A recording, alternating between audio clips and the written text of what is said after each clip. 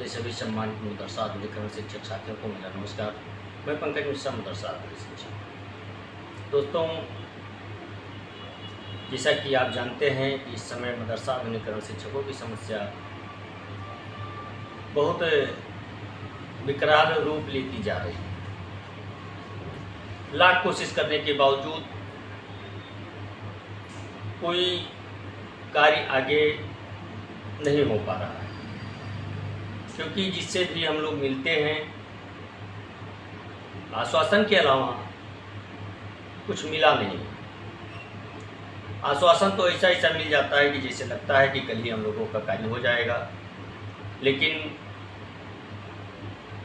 फिर जब पीछे घूम करके देखा जाता है तो पता चलता है कि कुछ नहीं। लेकिन दोस्तों, आपको मैं बताना चाहता हूँ कि कहीं ना कहीं इसमें हम लोगों की कुछ गलतियां हैं, जिसके वजह से आज हम पीछे हैं।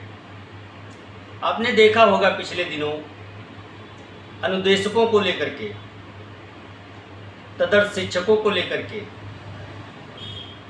उसके बाद एक ताज़ा उदाहरण है 69,000 शिक्षकों को लेकर। दोस्तों, जब हम लोगों का धरना प्रदर्शन चल रहा था लखनऊ में, तब उनको 500 दिन पूरा हो चुका था।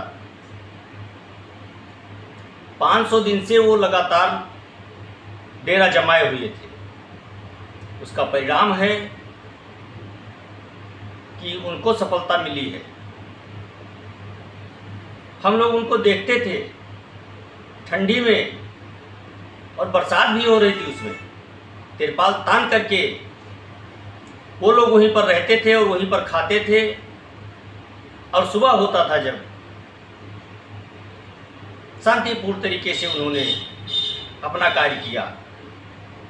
उनके ऊपर लाठियां चलाई गई, उनको भगाया गया, फिर भी वो डटे रहे। आज सरकार भी हाईकोर्ट के फैसले को मानने के लिए विवश है।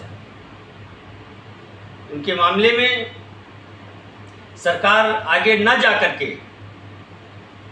उन्होंने माननीय हाईकोर्ट का आदेश मानने के लिए स्वीकृति दे दी। और हम लोगों का जब धरना चल रहा था तो उसमें टांग खिंचौवर चल रही थी। एक दूसरे को रोका जा रहा था कि उसमें मत जाओ, कुछ नहीं होने वाला है, फर्जी है सब, चंदे के लिए सब कर रहे हैं। लेकिन दोस्तों, दृढ़ संकल्प और संख्या बल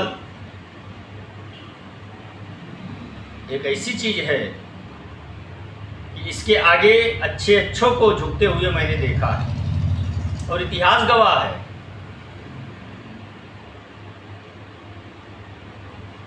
दोस्तों, आचार संहिता से पहले जो हाई कोर्ट में हम लोगों का बकाया को लेकर के मामला चल रहा था, आज तक उसको लिस्टेड नहीं करवाया गया है। आज तक हमारा मुकदमा लिस्टेड नहीं हो पाया है। सुनवाई की तो बात ही छोड़ दीजिए, डेट नहीं लग पाई अभी तक। लेकिन अब क्या किया जा सकता है? हमारे पैरवी करता है, पता नहीं किस ध्यान में इस समय मग्न है, नए नए तरीके रोज अपना रहे हैं, फिर भी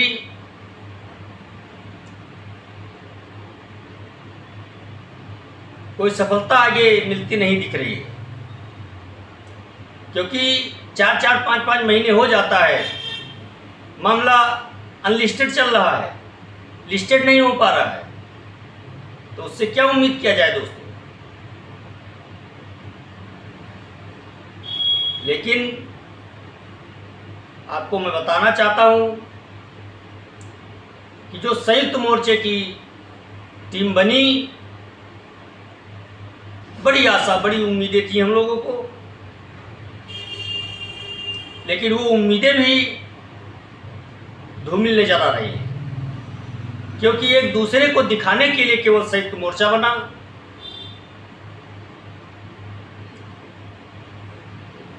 खुले मन से मैंने पहले ही कहा था कि अगर संयुक्त मोर्चा बना है, सभी लोग एक मंच पर आए हैं, तो इससे लड़ाई हमारी और मजबूत हो सकती है।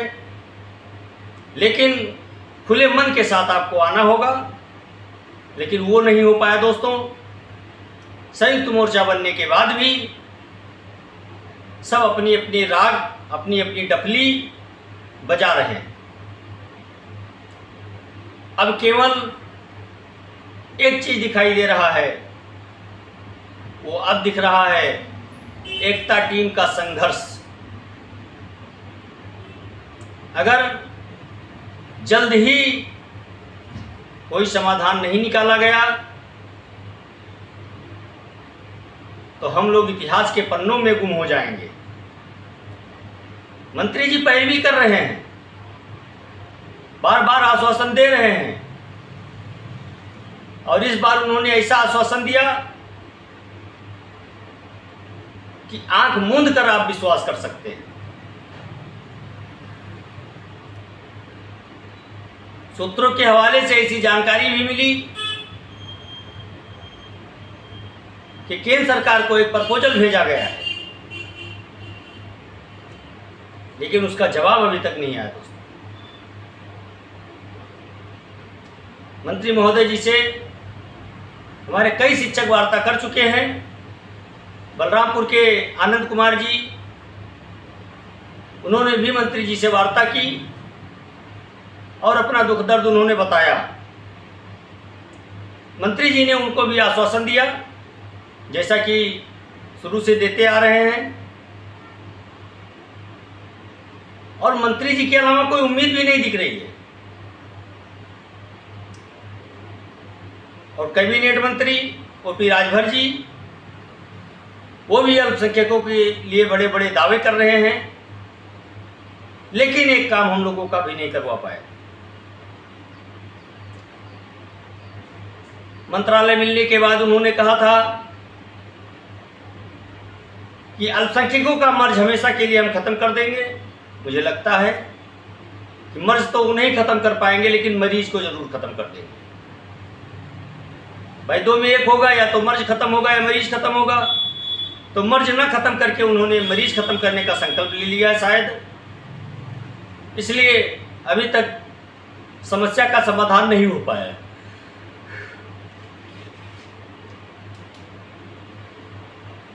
मैं आप लोगों से कहना चाहता हूं, आप लोगों से विनम्र निवेदन है हमारा कि आप लोग तैयारी बनाएं एक आंदोलन की, क्योंकि जब तक आंदोलन नहीं किया जाएगा तब तक हम लोगों को कामयाबी मिलती नहीं दिख रही है दोस्तों। पैरवी चलता रहेगा, लेकिन शासन प्रशासन में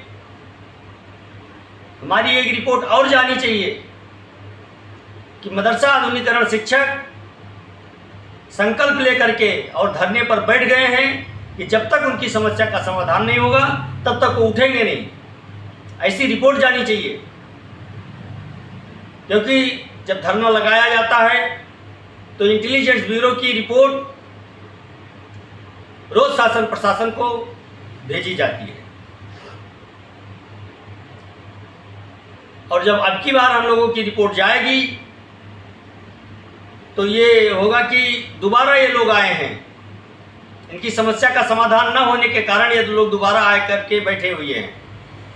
इसलिए मुझे लगता है कि एक आंदोलन की तैयारी करनी चाहिए दोस्तों, और मुझे उम्मीद है, एक आशा की किरण भी दिखाई दे रही है कि अगर हम मेहनत कर ले जाते हैं तो हम लोगों के समस्या का समाधान हो सकता है। कोई बहुत बड़ी बात नहीं है दोस्तों, और हम लोगों के साथ राजनीतिकरण हो रहा है, राजनीतिकरण के हम लोग शिकार हुए हैं, जिसके वजह से आज जितने भी त्यौहार आते हैं मन महसूस के हम लोग रह जाते हैं कि काश मेरा भी पैसा अगर आ गया होता, हम भी सैलरी पा गए होते, तो आज हम भी इस तरह के फंक्शन में शामिल होते और धूमधाम से त्यौहार को मनाया जाता। लेकिन दुर्भाग्यवश ऐसा नहीं हो पा रहा है दोस्तों। बड़ी पीड़ा है मन में, लेकिन जो होगा देखा जाएगा। हम लोग आशावादी हैं, हम लोगों को उम्मीदें हैं, उम्मीदों की किरण दिखाई दे रही है। हम लोग जब तक सफल नहीं होंगे संघर्षों पर विराम नहीं लगाएंगे और आप लोगों का सहयोग और समर्थन चाहिए दोस्तों। आज के लिए बस इतना ही। नमस्कार, जय हिंद, जय भारत।